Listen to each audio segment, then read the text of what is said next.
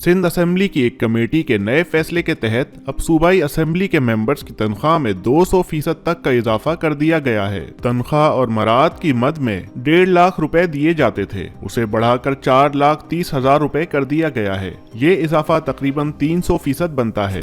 ये 18 member committee speaker Awais Qadir Shah की chairmanship के नीचे थी, जहां पाकिस्तान पीपल्स पार्टी के इम्तियाज शेख ने ये पॉइंट उठाया कि सिंध के लेजिस्लेटर्स की सैलरीज बाकी सूबों से कम हैं। उन्होंने कंपैरिजन के लिए बताया कि पंजाब असेंबली के मेंबर्स की मंथली सैलरी और पर्क्स 5 लाख के करीब हैं। इसी बेस पर कहा गया कि सिंध असेंबली के मेंबर्स की सैलरीज को भी उस लेवल के करीब जाना चाहिए, लेकिन सिर्फ मंथली सैलरी नहीं बल्कि सालाना अलाउंसेस, डेली सेशन अलाउंसेस और उसके अलावा भी कुछ फैसिलिटीज में इजाफा अप्रूव किया गया। अब एक अलग प्रोपोजल भी तैयार हो रहा है जो chief minister, speaker, deputy speaker, ministers, opposition leader और पार्लियामेंट्री सेक्रेटरीज के मराद को भी रिवाइज करेगा। कमेटी की इस मीटिंग में लॉ मिनिस्टर जियाउल हसन लंजार भी मौजूद थे। उनके अलावा Pakistan peoples party, MQM, Jamaat Islami और पाकिस्तान तहरीक इंसाफ के मेंबर्स भी मौजूद थे। 9 अगस्त को सिंध असेंबली ने ये बिल पास किया था जिसमें तनख्वाहें और मराहत बढ़ाने का फैसला